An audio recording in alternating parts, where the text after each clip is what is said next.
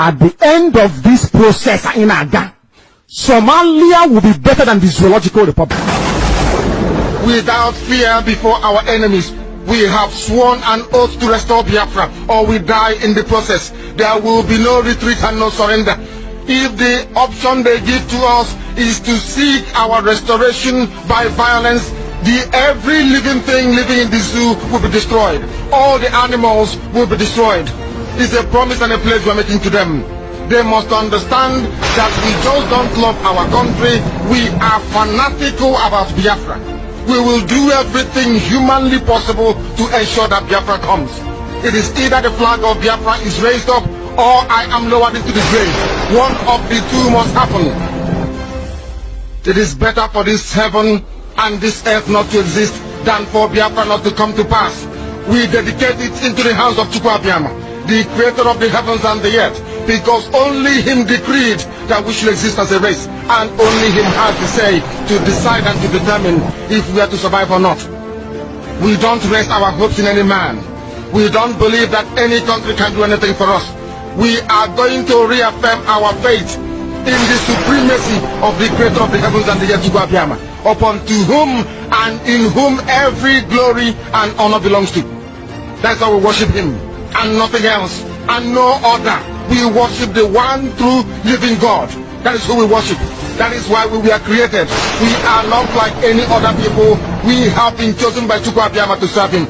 We have been chosen by the creator of the heavens and the earth that we may serve him. That is why in our names it contains every praise imaginable.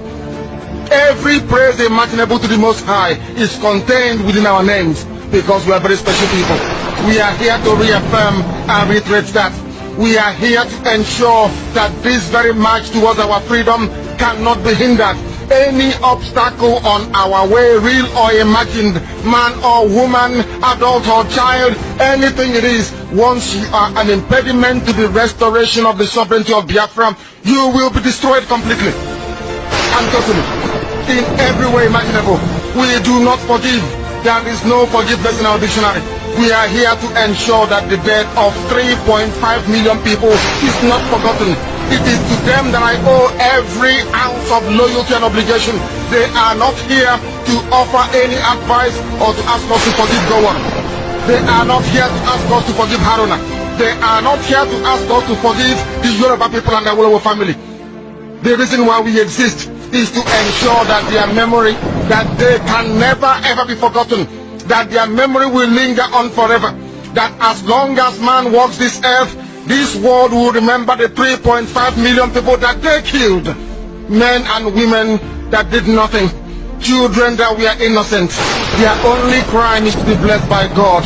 That is the only crime they have committed. As those children were being slaughtered, as they were being stabbed to death by a very wicked and cruel world, spearheaded by Awolowo, everybody looked on and did nothing.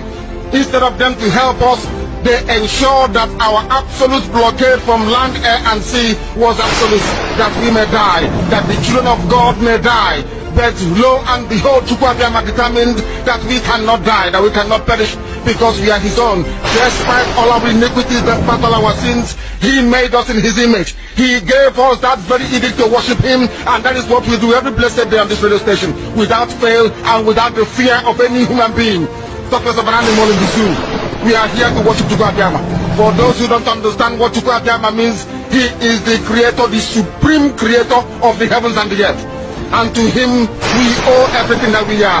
And upon him and to him does every honor and glory belong to.